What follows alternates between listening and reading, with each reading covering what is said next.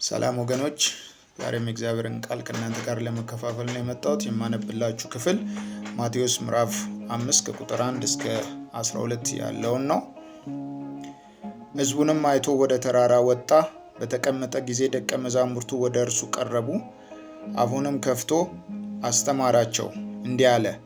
በመንፈስ ድሆች የሆኑ ብፁዓን ናቸው፣ መንግሥተ ሰማይ የእነርሱ ናትና።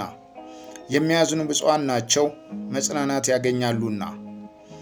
የዋሆች ብፁዓን ናቸው፣ ምድርን ይወርሳሉና። ጽድቅን የሚራቡ የሚጠሙ ብፁዓን ናቸው፣ ይጠግባሉና። የሚምሩ ብፁዓን ናቸው፣ ይማራሉና። ልበ ንጹሐን ብፁዓን ናቸው፣ እግዚአብሔርን ያዩታልና። የሚያስተራርቁ ብፁዓን ናቸው፣ የእግዚአብሔር ልጆች ይባላሉና። ስለ ጽድቅ የሚሰደዱ ብፁዓን ናቸው፣ መንግሥተ ሰማይ የእነርሱ ናትና። ሲነቅፏችሁና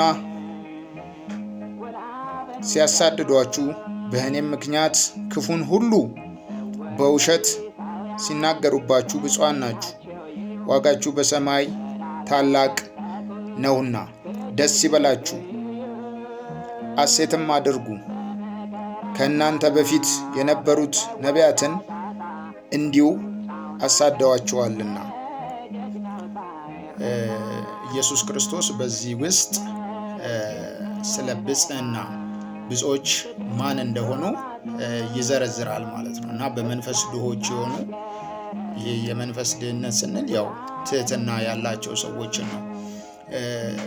ብዙን ነገሮች እዚህ ቦታ ላይ ኢየሱስ ክርስቶስ እየዘረዘረው ያለው ብፅዕና ከዚህ ምድር ያለፈ ነገር ስለማግኘት ነው የሚናገረው። በአብዛኛው የተናገራቸው ዝርዝሮች በተለይ በዚህ ምድር ላይ የሚገፉ ሰዎች፣ ስለ ጽድቅ የሚገፉ፣ ስለ ጽድቅ ብዙ መከራ የሚቀበሉ በመጨረሻ ዘመን እግዚአብሔር እንደሚያከብራቸው፣ ለነሱ እግዚአብሔር ታላቅ ተስፋ እንዳለው እየገለጠ ያለበት ክፍል ነው።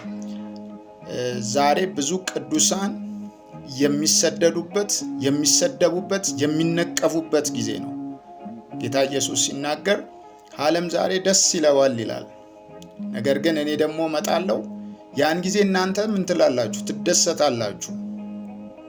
ዛሬ ቤተ ክርስቲያን በሐዘን በስደት ውስጥ ነው ያለችው፣ እውነተኛይቱ ቤተ ክርስቲያን።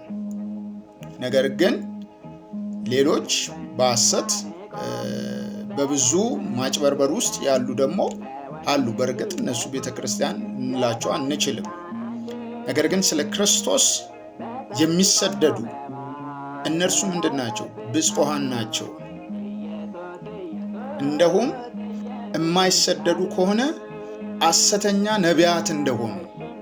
ምክንያቱም ከዚህ በፊት ለነበሩት ምን ያደርጉላቸው እንደነበረ፣ ለነሱ ያሞጋግሷቸው እንደነበረ፣ ሐሰተኛ አስተማሪዎችን ከፍ ከፍ ያደርጉ እንደነበረ ጌታ ኢየሱስ ተናግሯል። ነገር ግን እውነተኞቹ ምን እንደሚሉ፣ እንደሚነቀፉ፣ እንደሚሰደዱ፣ ብዙ መከራ እንደሚገጥማቸው ተናግሯል። ይሄ መከራ ግን ሲደርስባቸው ምንድን ናቸው? ብፁዓን ናቸው። ምክንያቱም እነሱ መንግሥተ ሰማይን የሚወርሱ የእግዚአብሔር ጽድቅን የሚራቡ የሚያገኙ እነሱ እንደሆኑ ይናገራል። ሌሎቹ ግን እነሱ ምን እንደሚሆኑ፣ መከራ እንደሚቀበሉ፣ በክርስቶስ ግን የሆኑት ምን እንደሆኑ፣ ንጹሐን እንደሆኑ በዚህ ክፍል ውስጥ በደንብ ማየት እንችላለን። ዛሬ ስለ ክርስቶስ ብላችሁ በተለያየ መልኩ በስደት ላይ ያላችሁ ብዙ ዋጋ የምትከፍሉ ቅዱሳን እናንተ ደስ ይበላችሁ፣ ብፁዓን ናችሁ።